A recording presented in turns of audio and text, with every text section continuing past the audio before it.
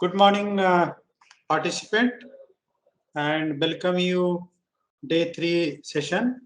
So today the session 1 again the handled by Dr. Jeny Rajan and NITK Surathkal.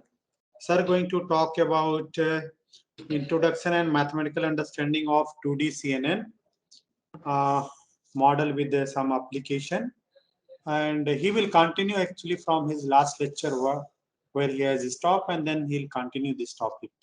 Okay, so already you are familiar about the speaker. So without much delay, let's hand over session to Dr. Jeny Rajan, sir. Over to you, sir. Yeah, thank you, sir. So good morning.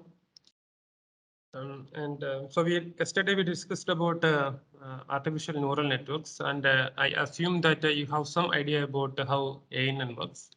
And today we will see how can we use ANN to do image classification, and what are the challenges, and how the drawbacks of the traditional ANNs can be addressed with the help of a convolution operator. Right. Okay, so in this slide, I'm trying to explain how can we use the artificial neural network that we discussed yesterday to do this handwritten digit classification. So here you can see the sample images. So these images are taken from NIST dataset, and we are trying to design an artificial neural network to do the classification. So yeah, for simplicity, you just assume that we are going to design a neural network with only one layer, input layer. So what we want to do here is, see, our model should be able to read a handwritten digit, and it should classify the input digit into one of the 10 classes, right? So the handwritten digit can be a number between 0 and 9, right? So our model should read this handwritten digit. It is an image, right? The model should read this image, and it has to say which digit is the which digit we gave as the input. So this is what we want to do. So I'm going to use a simple architecture. So this is the architecture that we are going to try here. And if you look at these samples, so some information about these samples. So you can see that see this is how the input samples look like. So if you look at this NIST data set, you can see there are around I think 60,000 or 70,000 training samples are there, and each sample is of size 28 by 28, right? So this is our input image, 110 digit of size 28 by 28. So this digit, this image, we have to give it to a neural network, and our neural network should say which digit is the input, whether it is 0, 1, or 2, right?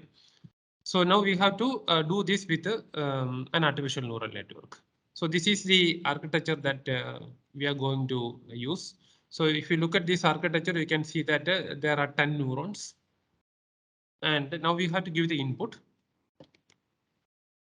So if you look at this input and this architecture, you can see that the input image as such, we cannot give to this model. So what I am going to do is I am converting this image to a column vector. So when you convert this image to a column vector, you will get a column, an array of size 1 by 784, right? That is 28 by 28. So I arranged the pixels in the form of a column vector, and I used only one layer, right? This is the architecture that I am using, and see, this is my image 1 by 784, and every pixel in this image is connected to every neuron in the model, right? So you can see that the neuron 1 has 784 connections, neuron 2 has 784 connections, and so on. So this is a fully connected neural network. And when you give, so after training, when you give the digit 0, then this neuron will fire. That means you will get an output 1 for this one, and it will be 0 everywhere, right? And if you give 1, then this neuron will give an output 1 and 0 for every other neuron. So this is how the model should work. So this is again a very simple architecture. So we have the training data. You have to convert every sample to a column vector. Then we have to start training the model. So once the model is trained, means once you train the model, our model should be able to recognize every digit, right? So that means while training, we are trying to come up with the correct weights of correct values of the parameters, right? Once you train the model, then whenever you give a digit, the model will try to predict the correct output. So this is what we want to do. And this is the model that we designed. Now tell me, what are the drawbacks of this model? When you increase the size of the image, the complexity is going to be greater. So when we increase the size of the image, what happens? The complexity is going to be high because there will be an input size is going to be high. So the connections is going to be high. The weight is going to be high. So the complexity increases. Okay. So yeah, that is an important point. So when you increase the size of the input image, then the number of parameters in the model will increase, right? So if you look at this model, so this particular neural network, you can see that we have only one layer, right? We have only 10 neurons. So how many connections are there? See, every neuron has 784 weights, right? So every neuron has a 784 weight, and every neuron has one bias, right? And one bias. So the number of parameters associated with every neuron is 785, right? So we have 10 such neuron. So the total number of parameters in this model is 7,850 parameters are there, right? So, yeah, so the model is very simple, but still it has 7,850 parameters. Now, if we increase the size of the input image, then the number of parameters will increase. So what is the problem with increasing the number of parameters? So if you increase the size of the image, then the number of connections will increase. That is what you told, right? And as a result, the number of parameters will also increase. So what happens if the number of parameters increase? The training time also increases. Computation time increases. Yeah, so training time will increase. Why the training time will increase? Optimal values for these parameters has to be found. So yeah, so when you increase the parameters, see, we are using the gradient descent algorithm to find the optimal values for all these parameters, right? So when you increase the number of parameters, then your learning surface will become more complex. So the optimization algorithm has to come up with the optimal values for all these parameters. So we are putting more load on the optimization algorithm. So the convergence time will increase. So when you increase the number of parameters, then the model will take more time to come up with the optimal values for all these parameters. This is one drawback with increasing the number of parameters. What are the other drawbacks? Overfitting. No, that we will discuss afterwards. No overfitting. Other.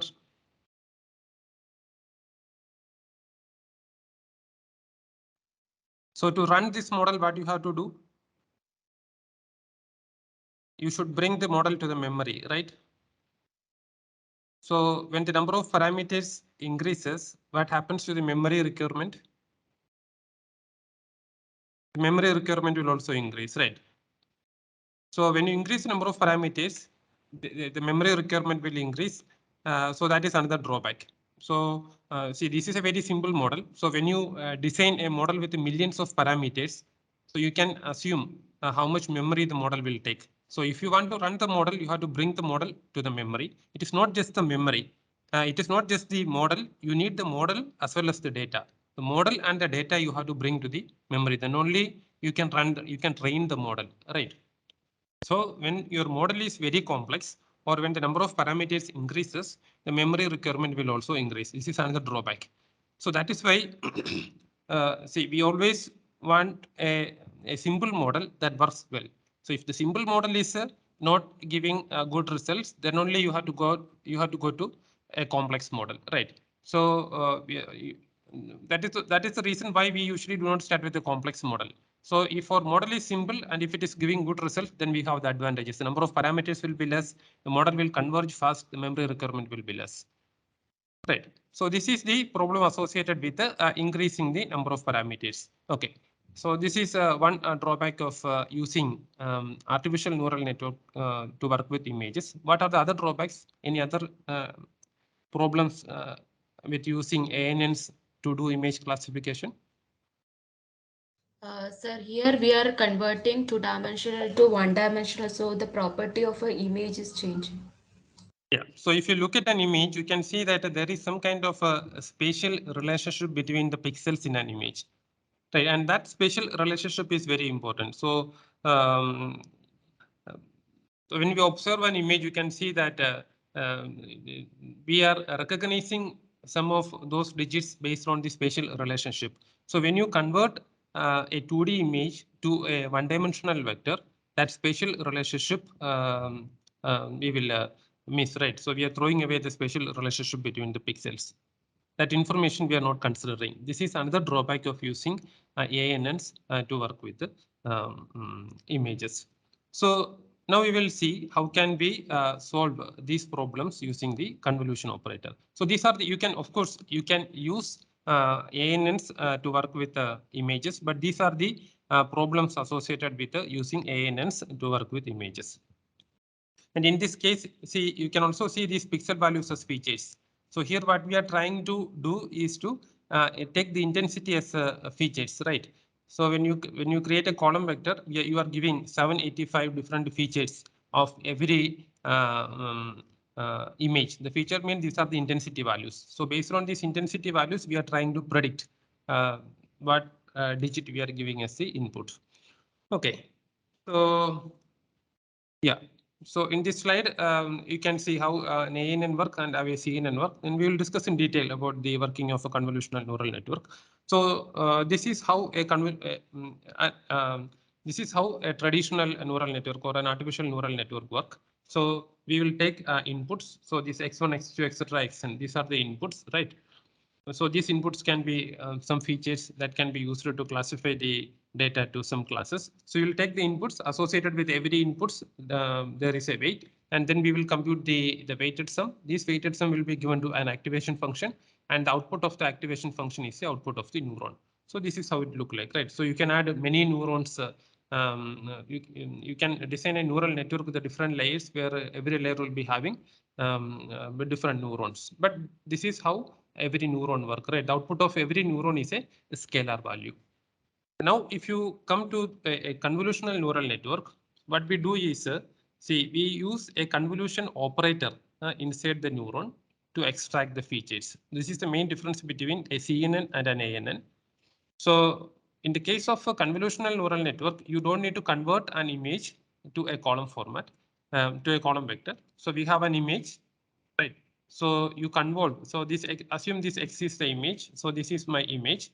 So I use a kernel. So if you want to do a convolution, then you have to use a kernel. So different kinds of kernel you can use. And when you use different kernels, you will get a different features. And this is the convolution operator. So we convolve the image with a kernel. So we are doing a convolution. When we do a convolution, we will get some features. I can extract some kind of features with the convolution, and then I am adding the bias. And this extracted feature I am giving to an activation function. So we apply this activation function on all these extracted features, and output will be again a two-dimensional. If the input is a two-dimensional image, output will be again a two-dimensional image. So output is a vector. And in this case, output is a scalar value. Here you will get again a feature vector. And then you can give this feature vector to the next layer. And usually in the end, we use a fully connected layer to do the prediction. So this is how a convolutional neural network works. So this we will discuss in detail in the coming slide. So this is the main difference between ANN and CNN. So in CNN, the main difference is in the case of a CNN, we use a convolution. We use a convolution operator to extract the features. But here we are not using the convolution to extract the features, right? So here our features are the once you train the features are the weight vectors, right? So you can see what are the advantages of using this convolution operator. So if you look at the literature, or if you just Google this deep learning, you'll always get the graphs like this, right? So if you, this graph says the performance of a neural network with the amount of data. So if you compare a convolutional neural network with other machine learning methods, you can see that the performance of a convolutional neural network increases with the amount of labeled data. Of course, the performance of every machine learning model increases with the data. But if you have a large number of samples, you can see that the performance of CNN will be much better when compared to the traditional ML models. So why is it? So why the performance of convolutional neural networks improves, or why the performance of machine learning methods increases with data? When you have more data, you can extract the features in a better way. But you can see that the performance of most of the ML methods will converge once you have enough samples. But the performance of CNN will keep on increasing. Why is it? Yeah, you can try saying something. So we will discuss it. So what might be the reason? The question is clear, right? Yeah, you can just try saying something. So probably the features extraction using kernel is being done in CNN, whereas the other ML models are not so very specific. I'm not sure. I'm just guessing this. Okay, we will see what is the difference between other ML models and CNN. In the case of other ML models, what we have to do is we have to manually extract the feature. So you need the help of a subject expert. For example, if you're working with images, so you need the help of a person who is familiar with image processing to extract the feature. See, if you want to classify dog and the cat, then we should know what features of dogs are different from the cat, right? What features in the sense, what are the image features? So with the help of an image processing expert, we will see what features of dogs are different from the cat. And based on these features, our ML model is going to do a classification. So you will give an image to the program. And in the program, what we do is we use some kind of feature extraction algorithms to extract the features. And based on these features, we are going to do a classification. This is how the traditional machine learning models work. So the features are extracted manually, and the classification is the model, the algorithm do the classification based on the manually extracted features. Right. And in the case of a convolutional neural network, we don't need to manually extract the feature because the convolution operator will automatically extract the feature. So what we can do is when we manually extract the feature, there is a limit, right? See, when I observe these two images, the cat and the dog image, I found, you can see, we can say that there are 10 features. When I'm doing a visual inspection of these images, right? I can try different feature extraction approaches to see what features of dog is different from cat. So based on my subject knowledge and my visual analysis, see, I found 10 features. I find 10 features that can be used to extract, differentiate a dog from a cat. And now I will ask my ML algorithm to do this classification based on these 10 features, right? But when we do this with a convolutional neural network, you can add any number of kernels. So a convolutional neural network can extract more features. So not just a 10. So when you increase the number of samples, you can increase the depth of the model. So when you are increasing the depth, you are adding more convolutional layers. And as a result, the model will be able to extract more features. So when more features are there, then the model will be able to perform much better. That is one reason why convolutional neural network performs better when you have a large amount of data. And this is also the reason why people use CNN to work with images. Because if you want to use other ML techniques, then you should have some kind of domain knowledge. So without much domain knowledge, you can design a classifier with the help of CNN, because the feature extraction is automatic here. There, the feature extraction, you should know how to extract the features properly. And the performance of your algorithm depends on the features that you extracted. So this is difference between CNNs and other ML technique. I hope this is clear. Okay. So, Hello. yes. Good morning, sir. Yeah. Sir, I had a question here. So the Hmm. normal traditional ML approaches, I should know what features I should extract from a particular image. Yes. For example, I say I'll take a mean, average, something like that. Hmm. But in case of convolution neural networks, so we Hmm. need not tell what features should the neural network extract. Hmm. Is it that what you're saying, sir? Yeah. Yes. Yes. Then like how do we get to know like what features has the convolution neural network has extracted like Yeah, that is the different. See, we are asking the model to come up with the kernels. So the see we just say the size of the kernels in convolutional neural network, and we will be adding so many such kernels, right? So different kernels will extract different kinds of features. So we are not going to tell the model to use this particular kernel. The kernel coefficients the model is automatically identifying. So when we start training the model will try to come up with the appropriate kernel values that will extract the features that discriminate object A from object B. okay, so the programmer doesn't know what features the convolution neural network has extracted. We will not be knowing, but once you train the model, you can see, you will get the kernel coefficients, right? So Yes, sir. if you look at those kernels, you can see what are the features it extracted. But we don't need to, we've just designed the model. So you can decide how many kernels should be there, what should be the depth. So once that is fixed, those are hyperparameters. Once that is fixed, the model, we are putting, this is the constraint. So I am going to design a model with a 10 layer, and every layer is having this particular width. Once that is designed, then the model will try to come up with the appropriate kernels that extract the features that differentiate, say, the class 1 from class 2. Okay, so in the kernel, actually, the kernel is fixed, sir. Only the weights and what you say, the bias gets changed in the learning, right, sir? Yeah, the kernel is fixed in the sense the kernel size and the number of kernels we are fixing. Okay, but the kernel values get changed automatically. No, that kernel values are the parameters that we are finding with the help of gradient descent algorithm. In the case of a traditional neural network, we are finding the weights, right? Yes, While sir, training, we are trying to find the weight and bias. So correct. in the case of convolutional neural network, what we are trying to do is we are trying to find the kernel coefficient and bias. Thank you, sir. Any other questions?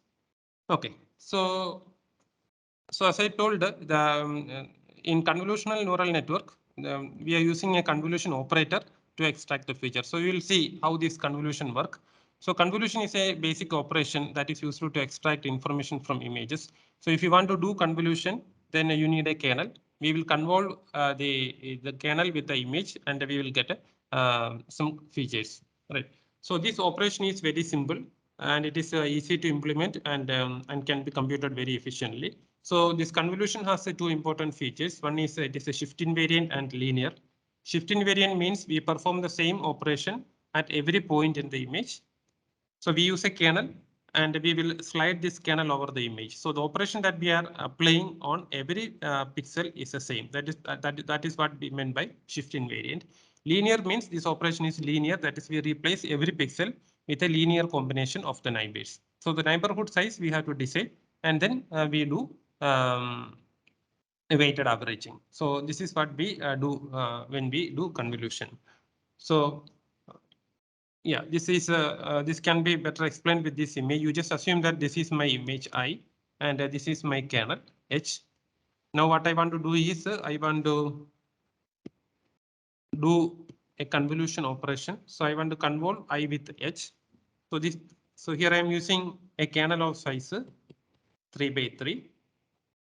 2, 3, 4, 5, 6. And I have an image of size 7 by 7, right? I want to convolve an image of size 7 by 7 with a kernel of size 3 by 3.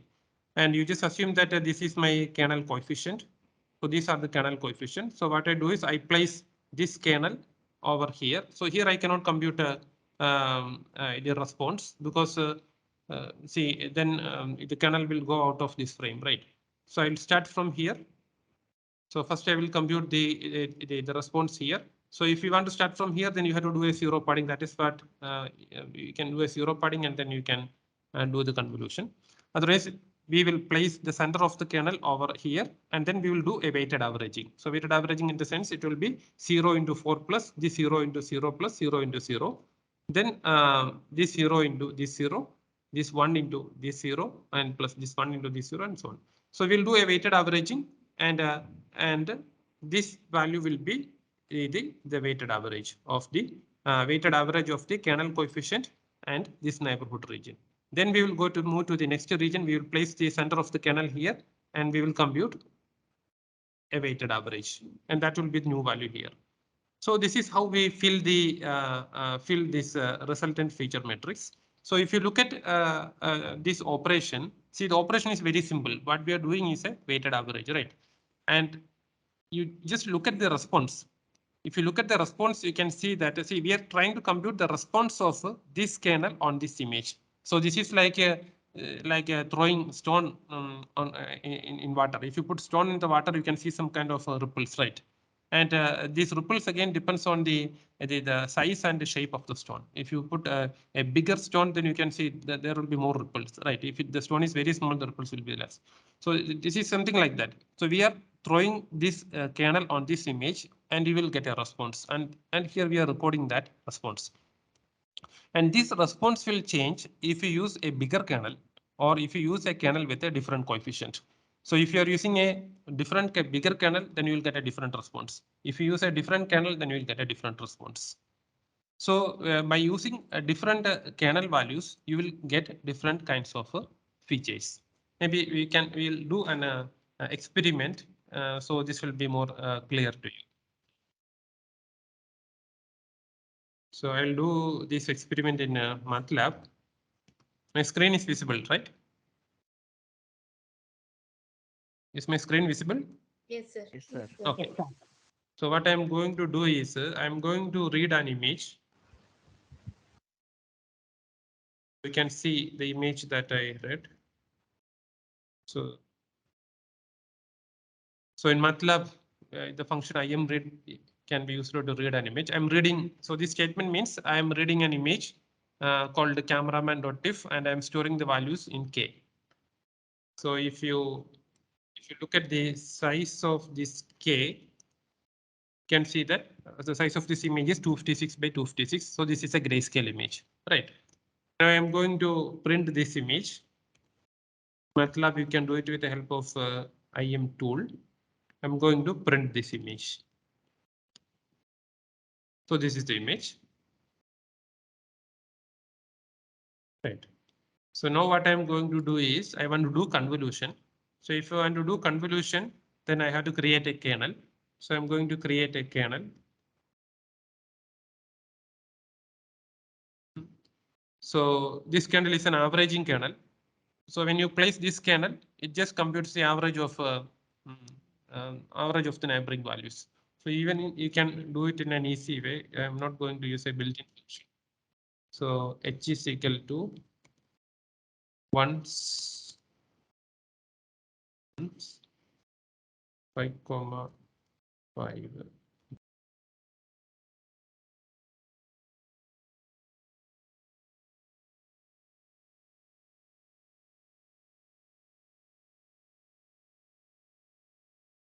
So I'm going to use this kernel. So this is how this kernel look like. This is the kernel. So if I place this kernel on the image, it will simply compute the average of all the neighbor 5 by 5 area, right? So you can see how this work. I'm going to compute the response in K1. MATLAB has a built-in function called conv2 to do convolution. I'm converting this image to double because we had to do an averaging operation, right? By default, it will be unsigned int. So I am passing these two parameters, the K and H, to do the convolution. Okay, now we will see the response. See, this is the response.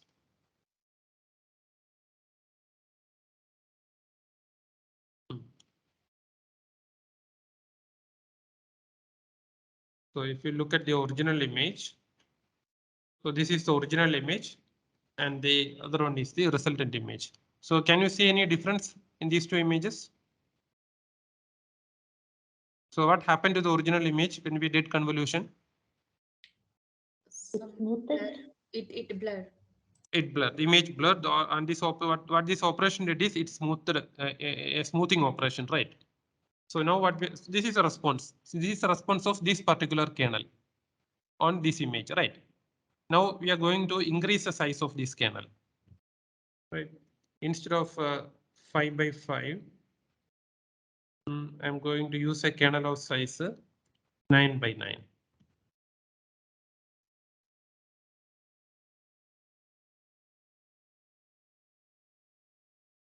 We will do convolution. We'll store the results in another variable, K2.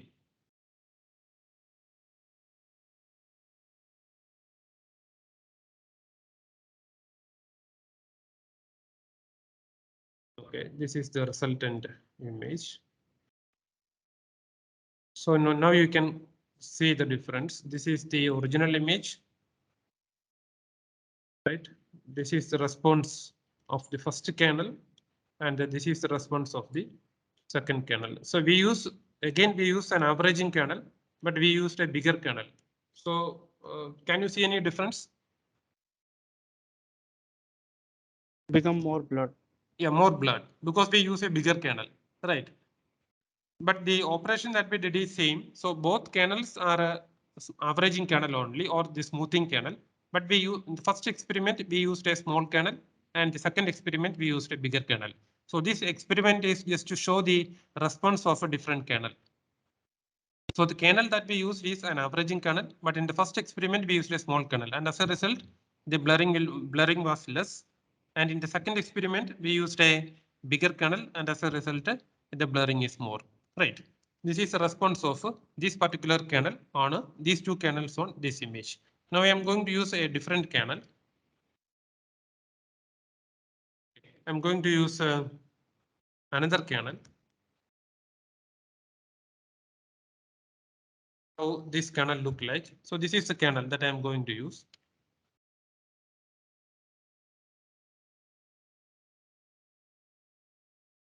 We'll store the result in another variable K3.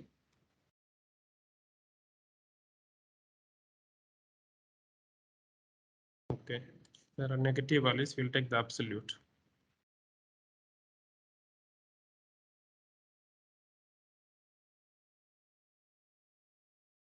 Okay, so this is the response.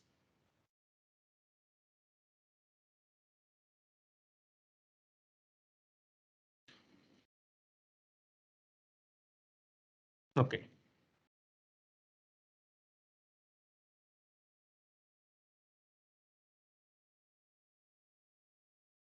Okay, so now you just see the response. See, if you use a smoothing kernel, so we got a blurred image, right, or a smooth image.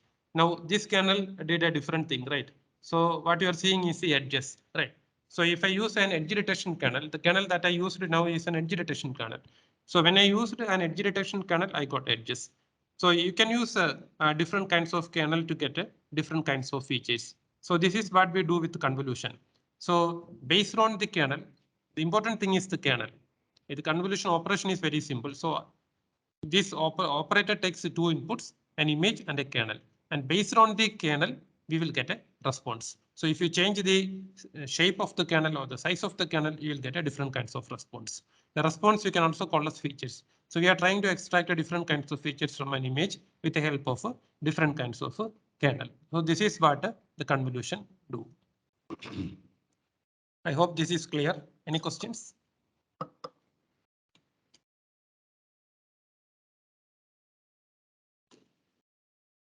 Hello. Oh. Hello. Sir, am I audible? Yeah, you're audible. Sir, when you're doing this convolution, the kernel is moving in the sliding window form or it is jumping window, sir? Like how by default? No, we are sliding. By default, we are moving. See, we assume we are starting from row 1. Yeah. First, we will compute the response of first pixel in row 1. Then we will slide the kernel to right. Then we will compute the second pixel in row 1, then the third column in row 1, and so on. So once you finish the row 1, then we will go to row 2.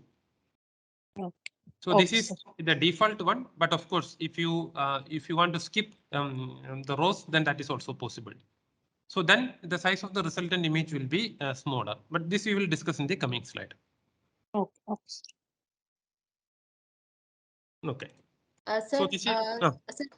Sir, when you do this convolution operations or Sobel filters, these are for feature extraction for normal machine learning, right?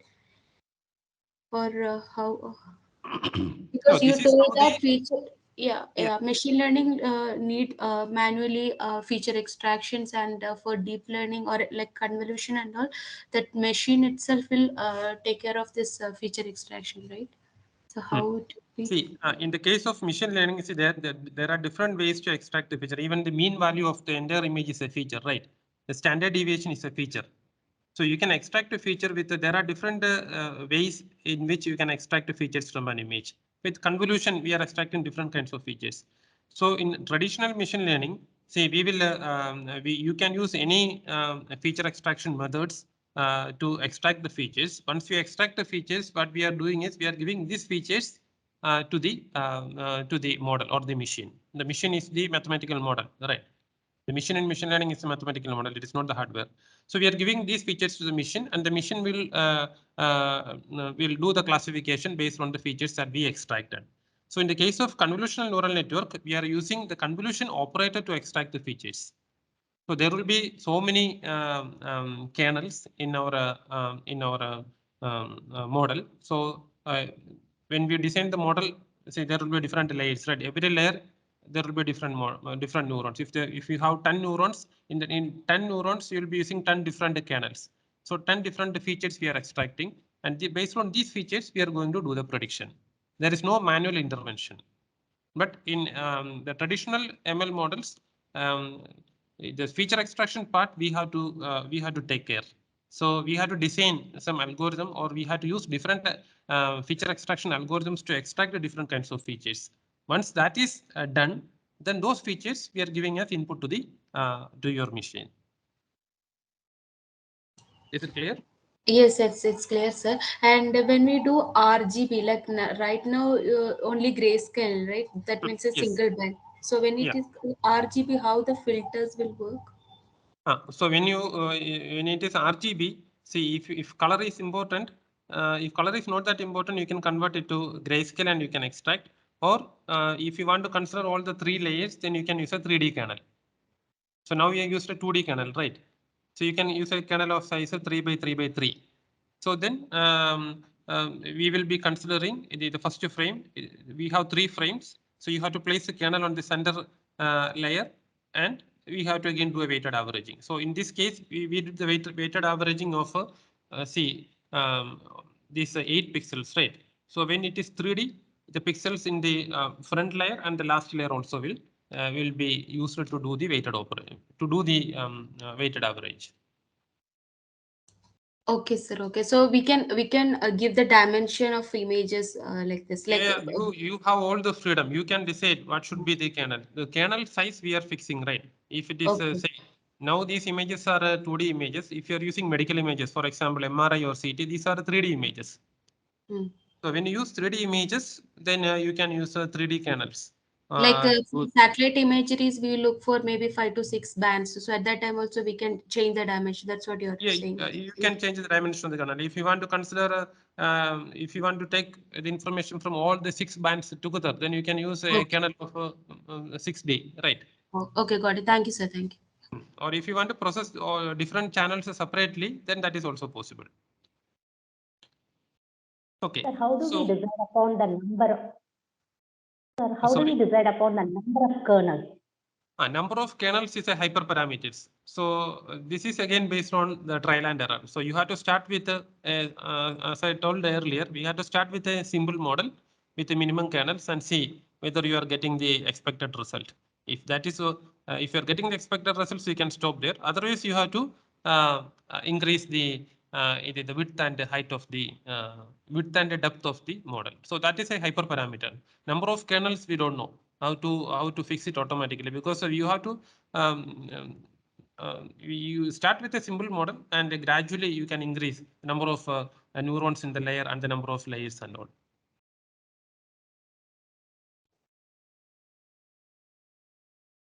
Is it clear? Yes, sir. Okay. So now you just see the size of the resultant image. So now here what I am going to do is I am going to do a convolution on an image 1, 2, 3, 4. Image of size 5 by 5 with a kernel of 3 by 3. Right. So I want to use a kernel of size 3 by 3. Right. And I am placing this kernel on each and every point. See, here I cannot compute the response, because to compute the response, I need a pixel here and here, right? So I have to construct this pixel, this pixel, this pixel, this pixel, and this pixel, right? So in this case, I cannot compute the response in this particular column, this row, and this row. So and as a result, see, the size of the resultant image will be smaller than the size of the original image. You can see that the size of the original image is 5 by 5, and after convolution, the size of the feature feature map or the resultant image is 3 by 3. Right. So when you do the convolution, the size of the resultant feature map or the resultant image will be smaller than the size of the original image. And if you want to keep the size same, then what you have to do is you can do a zero padding. So you can pad with the zeros, these rows and columns. In this case, you can pad with one extra column. These 2 columns you have to pad with the zeros, and 2 rows you have to pad with zeros. In that case, you can preserve the size of the image. Otherwise, after the convolution, the size of the resultant image will be smaller than the size of the original image. So this is a same experiment that we discussed earlier, effect of filter size. So in general, see, these are the parameters in convolution: the kernel size, stride, and padding. So when you do a convolution, you just assume that the size of your resultant, size of your input image is n by n, and the size of the filter is f by f. Usually f will be much smaller than n. So when you do the convolution, the size of the resultant image after convolution will be n minus f plus 1 into n minus f plus 1.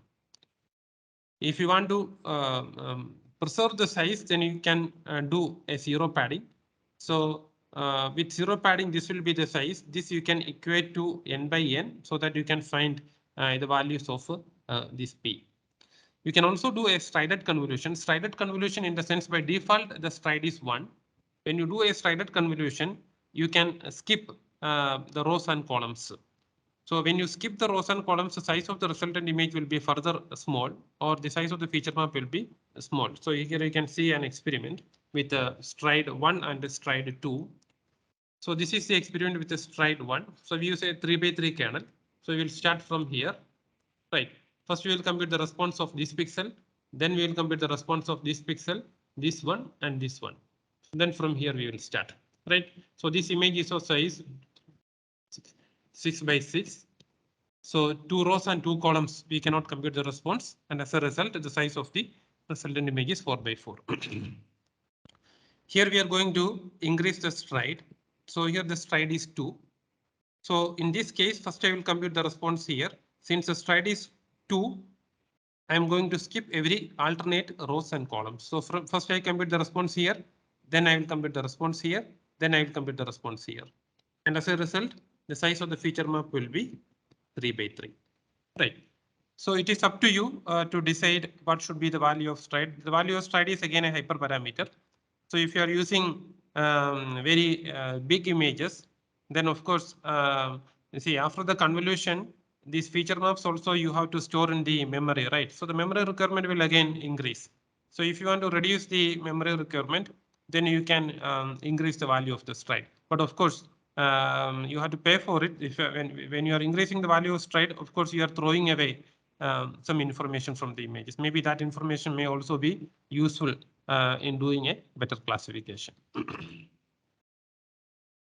Okay, so in the case of when we design convolutional neural network, see what we are trying to do.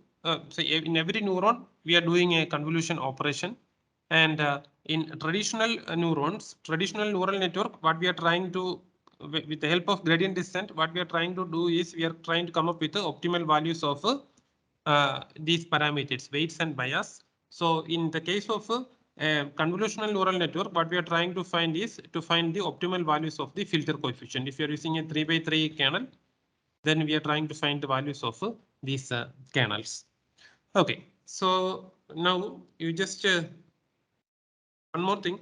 See, one drawback of ANNs that we discussed is, in the case of ANN, we are not considering the spatial relationship between the pixels, right? So we saw that we have to convert the image to a column vector in the case of ANN, and as a result, the spatial relationship we will lose the spatial relationship.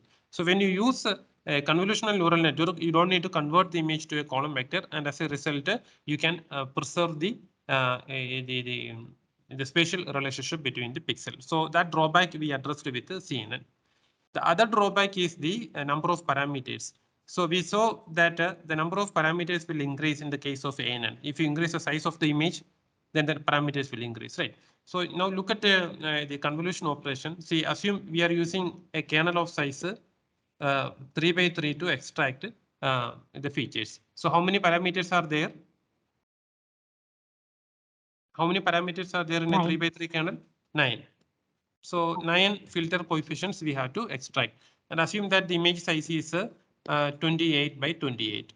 So from we are using a kernel of size 3x3 to extract the features from an image of size 28 by 28. So the number of parameters that we are going to the number of parameters in our model is only 9, right? So we have to find the optimal values for this 9 filter coefficient. Now I am going to increase the size of this image 280 by 280, right? So again, I'm going to use the same kernel. I can use the same kernel to extract the features, and as a result, the size is not increasing here, right? But you can imagine what happens in the case of ANN. If you increase from 28 by 28 to 280 by 280, you can imagine how many parameters will increase in the case of an ANN. Here again, we are using the same kernel to extract the feature, and as a result, the size is not increasing. The number of parameters are not increasing with the size of the image. So the advantage is, but of course, with just one kernel, you can extract only one kind of feature. So if you use 10 different kernels, you can extract 10 different features. Even if you use 10 different kernel, then the total number of parameters will be 9 into 10, right? 90 parameters only, right? So the number of parameters are less in this case. So the advantage of less number of parameters is, as I told, the memory requirement is less. The other advantage is you have the freedom to increase the depth. So if you want to extract more complex features, you have to increase the depth. When you increase the depth, you can extract more features. So this allows us to increase the depth. But in the case of ANN, see, in the first layer itself, we have so many parameters. Now, if you go for one more layer, the number of parameters will again increase, right? So scalability is an issue with the traditional neural network. But scalability is not such a scalability is possible with a convolutional neural network, in the sense that you can scale it. The other one you cannot scale it. You can scale, of course, you can scale ANN also, but when you scale ANN, or when you increase number of layers, number of parameters will increase exponential. The number of parameters will be much higher. But in this case, you can easily scale it. So because the number of parameters are less, that permits us to add more layers. Even if you add another 10 more layers, so still the number of parameters will not be that huge, and as a result, you can extract more features. So this is the advantage that the convolution operator gives to you. So that is what happens with a convolutional neural network. So this is the difference between a convolutional neuron and a traditional neuron. I hope you got it, right? Any questions?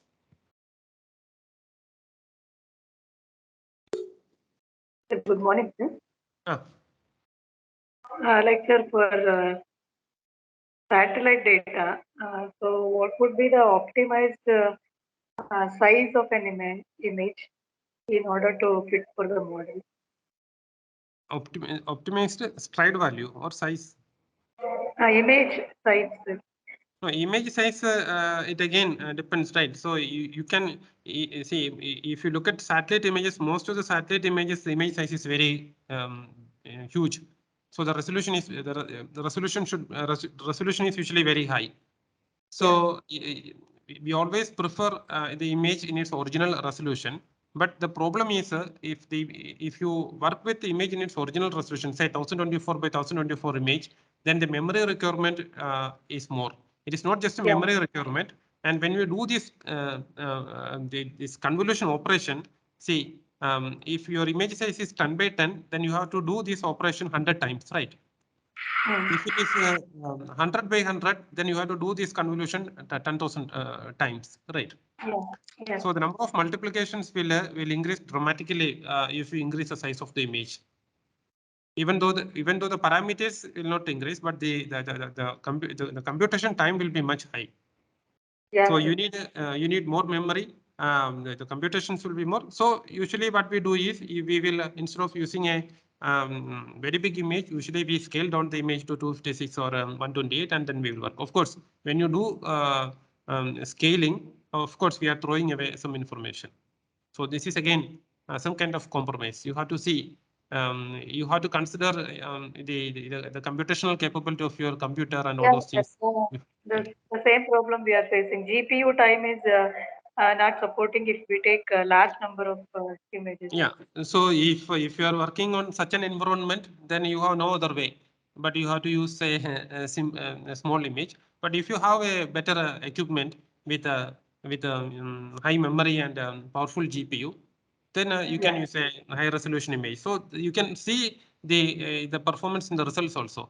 So if you use a small image, say 128 by 28, and if you're getting an accuracy of 60%, if you use 1024 by 1024, maybe there will be an accuracy of 65 or 66 because more information are there, right?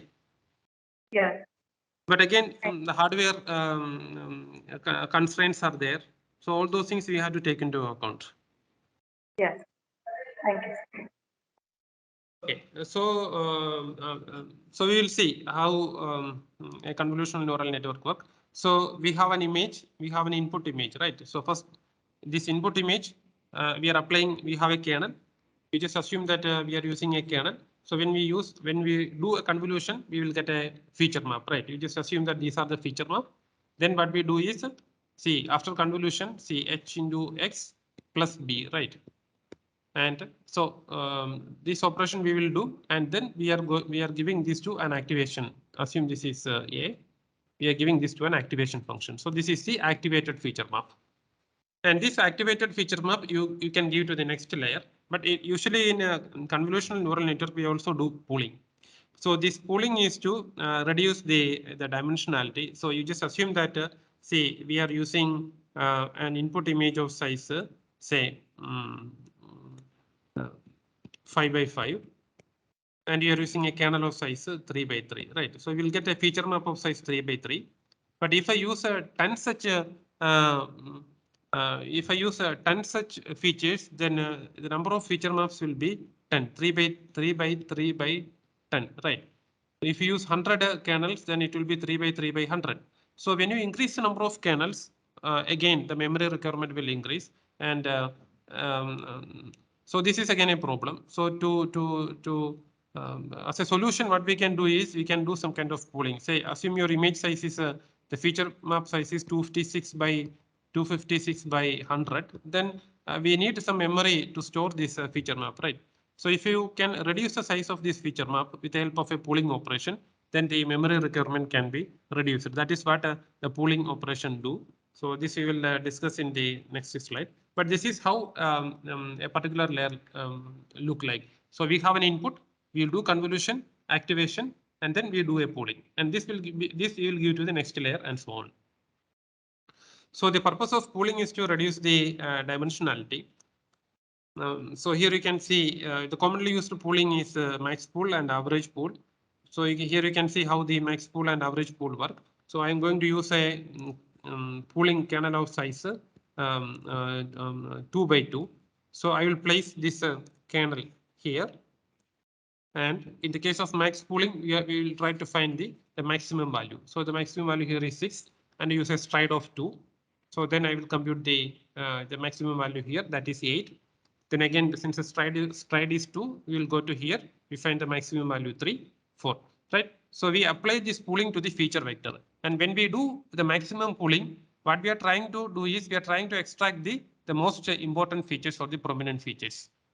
So of course, with the pooling, we are throwing away some of the important information, but still, since we are using a max pooling, we believe that the important features we are preserving.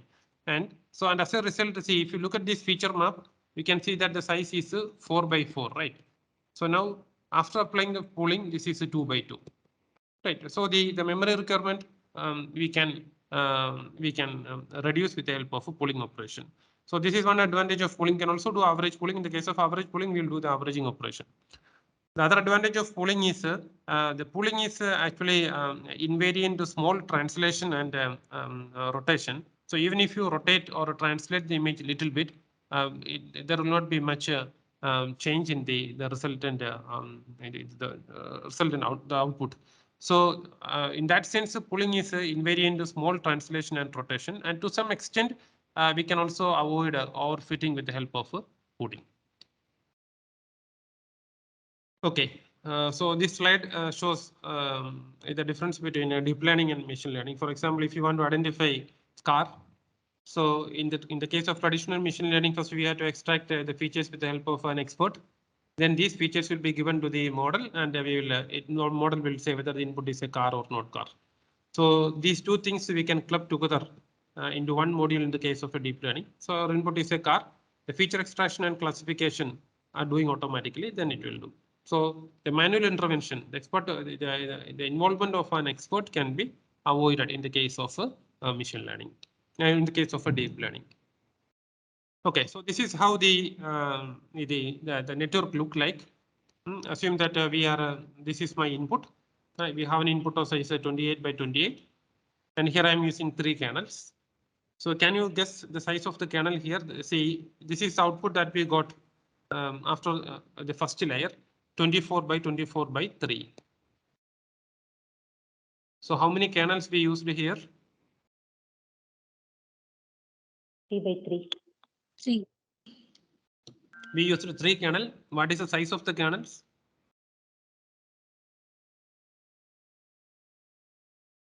We got 3 feature map because we used 3 kernels. So the resultant image is 24 by 24. So what should be the size of the kernel? 5 cross 5. 5 cross 5, right? So 5 cross 5 means 2 rows and 2 cross columns. 3, sir. 3 cross 3. 3 cross 3. 3 cross 3 means how it comes 24. 3 cross 3 means 2 rows and 2 columns. We have to Sir, the formula is n minus f plus 1. So you have 28 here. So n is equal to 28, and f is f is equal to 3 plus 1. Then resultant image is 24 cross 24. Sorry, 5 cross 5. It should be 5 cross 5. 5 cross 5. Okay. So you can take it in this way. See, if it is a 3 cross 3, then you have to avoid, see, 2 columns and 2 rows, right? 2 columns means it becomes 26 by 26. If you use 3 by 3. If you're using 5 by 5 means 2 columns from the left, 2 columns from the right. So that means 4 columns you have to remove and 4 rows you have to remove, right? So it will be 24 by 24. So here we used a 5 by 5 kernel, right? So the kernel that we used here is 5 by 5, and we used 3 such kernel. So here we get a feature map of size 24 by 24 by 3. Right. So then we will take the we'll send this to the activation function. So you'll get the activated feature map. Sir, here image should be 28 cross 28 cross 3. No. Here the image is 28 by 28. Assume that the image is. Sir, if we apply, apply 3 different filter on the one dimension. We applied 3 different filters. So with the first filter, you'll get some features, right? So when you apply the first filter, you will get 28 by 28. Second filter again, you will first filter you will get 24 by 24. Second filter again you will get 24 by 24. We will stack all these features. If you use 10 filters, then you will get 24 by 24 by 10 or 10 by 24 by 24. Okay, thank you. So you can decide how many filters are required. So when you build, you have to do all those things.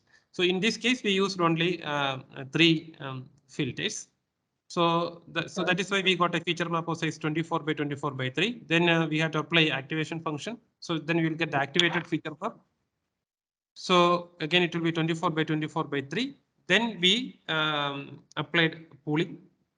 So pooling we applied to every layer. And as a result, our feature map size reduced to 12 by 12. We used a pool filter of size 2 by 2 with a stride 2. And as a result, the feature map will be 12 by 12. So it will be 12 by 12 by 3, right? We applied to all the 3 channels. So in this case, we want to do a classification.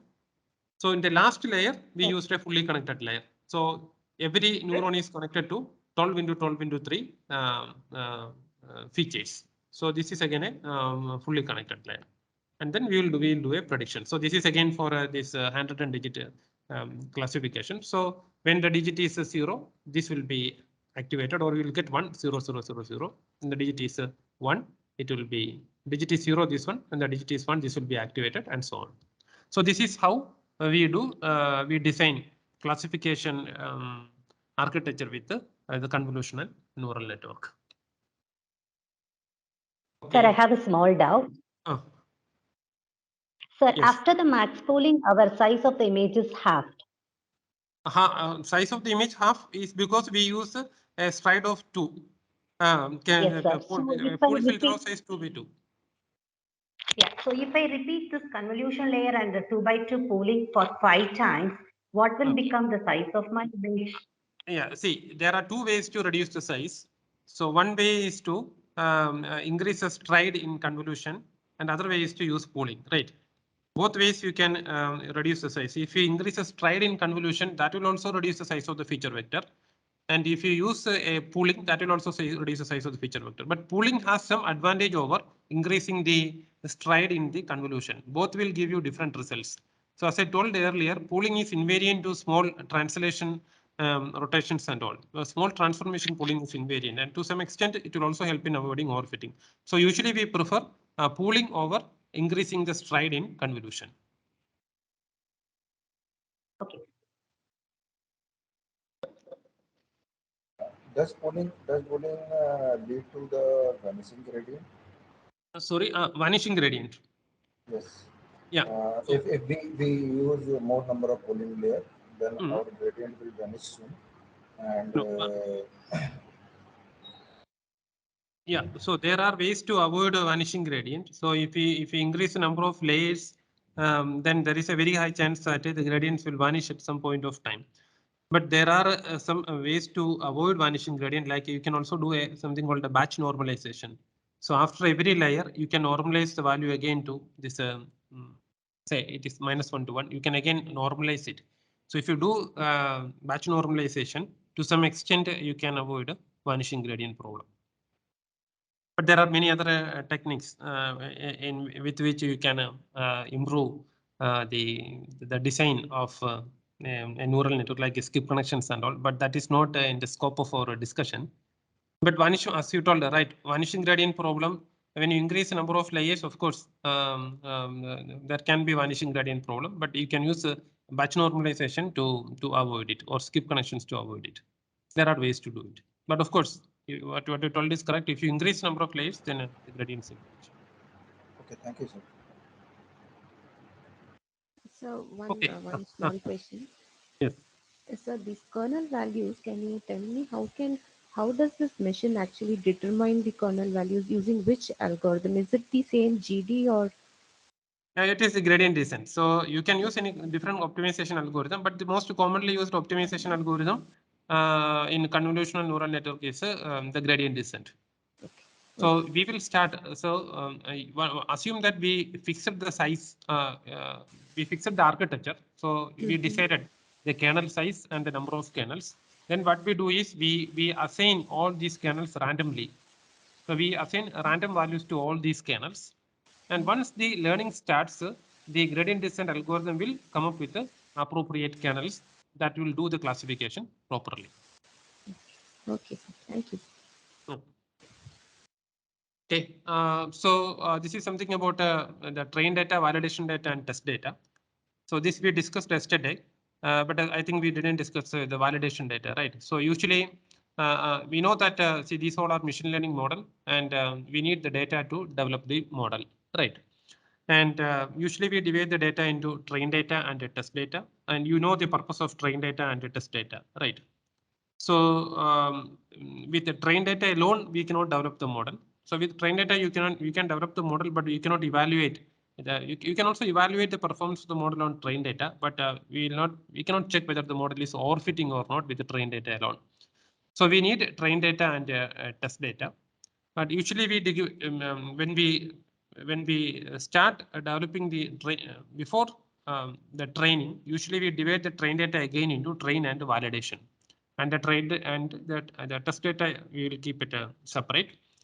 So the purpose of dividing the train data into training and validation is, see, we are going to develop the model with the train and validation alone. So the validation is our test data or the developer's test data, and the test data we are keeping it separately. The test data has no role in the model development. So we are going to use the test data to test the model, right? And we use the validation data to evaluate the performance. You can also use the validation data to see whether the model is overfitting or not. So we will train the model with the help of train data, and then we use the validation data to see what is the validation error, whether the model is overfitting or not. You can use the validation data, but there is one more purpose for validation data. See, if you look at the model, you can see parameters and hyperparameters, right? Every model, every machine learning model has a parameters and hyperparameters. So what are the hyperparameters? Can you tell some hyperparameters in convolutional neural network? Size of the filter, number of filters, size of the filter, the depth, number of layers. Number of layers, number of neurons. Number of neurons, even the other one, right? The what is it?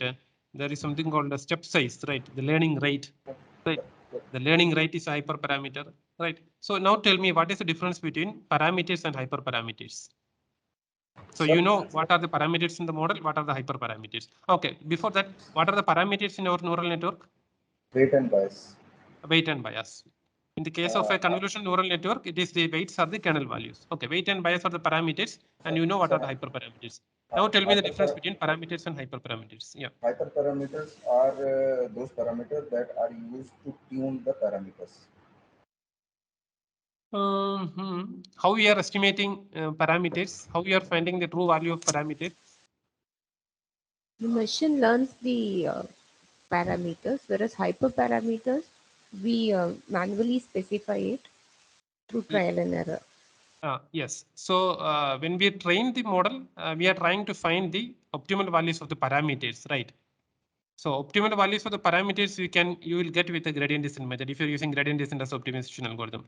But how we will find the optimal values of a hyperparameter, that is also important, right?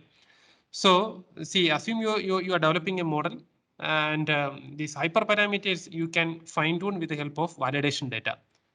So you just assume that you develop a model and the validation error is less and the train error is less, and you can try adjusting the step size or the learning rate, or you can try increasing the number of layers to see whether the performance will further improve. So in that sense, okay, you can use the validation data to do it, to fine tune the hyperparameters of the model. So in that sense, the model is seeing the validation data. So if you want to independently analyze the performance of a model, then you have to use a test data. Both the validation data, both the validation data and the test data are used can be used to evaluate the performance of the model. But the difference between validation and the test data is the model is seeing validation data at the time of development, but the model is not seeing the test data at the time of development. So you model is seeing the validation data in the sense we are fine tuning the hyperparameters. So if you use validation data alone to evaluate the performance of your model, then that may not be correct. Your model may perform very good on your data, but if somebody else come up with some data, then your model may not perform better on their data. That is why we keep the test data separate. So test data has no role in the development. We use test data only to evaluate. That is totally unseen data. But the validation data is model is seeing the validation data. In the sense, it is we use it to fine tune the hyperparameters, not the parameters. So usually we use both train, validation, and test to develop the model. We use train and validation to develop the model, and test to evaluate the performance of the model. Okay, and one more thing is the cross validation. See, usually we need a large sample. Usually we need large samples to train the model. But if you are if you use a less number of samples, then what you can do is you have to do a cross validation, because this is very important when the sample size is less. Because when you see, we create a train and a test set randomly, right? If you have 100 samples, then 80 we use 80 as a thumb of rule, 80 for a training and 20 for a test or validation. See, so when the sample size is very less, you just assume that we want to classify. We have apple and mangoes, and we want our model to classify apple and mangoes. So randomly, and you just assume that we have only 10 samples, and we use the random function to create the train and the train and the test data. So we will tell the random function to randomly select 8 fruits for training and 2 fruits for testing. So what happens is when the sample size is very less, and when the model randomly select 2 fruits for testing, both these fruits can be mangoes.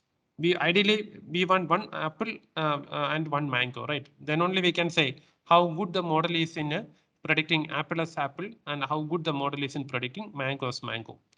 But you just assume that your model is very good in predicting mango as mango, but your model is not at all learning apple.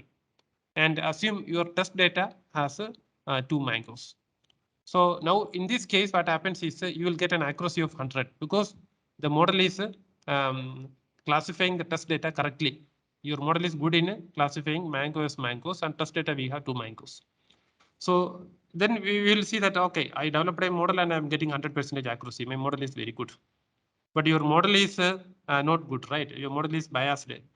You got good results because of your test data. So this is a problem with a small test sample. When you have small sample size, then there is a very high chance that the randomly selected test data can belong to one particular class, or it can be biased to some particular class. So when your samples are very less, what you can do is to do a proper evaluation, you can do a k-fold cross validation. For example, if when you have 10 samples, and if you do a 5-fold cross validation in the first experiment, see, we have 10 sample. The first 2 you can select as a test, and the next 8 as a train. In the next experiment, we will select the first experiment we use 1 and 2 as test, right? In the second experiment, you can use 3 and 4 as a train, test, and other as test. In the second experiment, we will take the other 2. So in this, when we do this experiment in this way, the chances of biasing is very less. Assume the model is biased towards one particular test data, but still we are doing the experiment 5 times, and we are taking the average. So this is more reliable than doing the experiment once. But of course, the drawback is you have to repeat the experiment 5 times, so that will take time. But you don't need to do it when you have a very big sample size. So if you have millions of samples, even if you do a cross validation and take the average, the result will be almost same as the experiment that you did on the first test data. So when you have a large sample size, you don't need to do cross validation. But when your sample size is less, it is recommended to do a cross validation. Otherwise, your results will not be reliable. If you submit a paper with a small sample size, they will say that this result is not acceptable. You do a cross validation and show how good your model is to different folds, right? So this you have to do. Otherwise, your results may not be acceptable. So when your sample size is less, do k-fold cross validation. K you can decide. So a large value of K is usually a problem because you have to repeat the experiment many times. At least 3 or 5-fold cross validation you can do. Okay. Okay, maybe we can stop here. So if you have any questions, you can ask. I thought of discussing some architectures, but that will again take time. So we have another 10 minutes. So if you want to discuss anything related to the topics that we discussed, then I will be happy to discuss it, and I will be happy to answer your queries. Good morning, sir. Good morning, sir. Yeah, yes. Good morning. Sir, can you slightly brief on parameters and hyperparameters with respect to support vector machine? With respect to support, no, the question is not clear. What do you have to do? Can you slightly brief on parameters and hyperparameters with respect to support vector machine? So support vector machine, what are the bias, those weights are regularization there. term. Yeah, we have support vector machine. We are trying to find the line, right? Yes, sir. So that hyperplane. Yes, sir. So those hyperplanes, the parameters of those variables in the hyperplane are the parameters.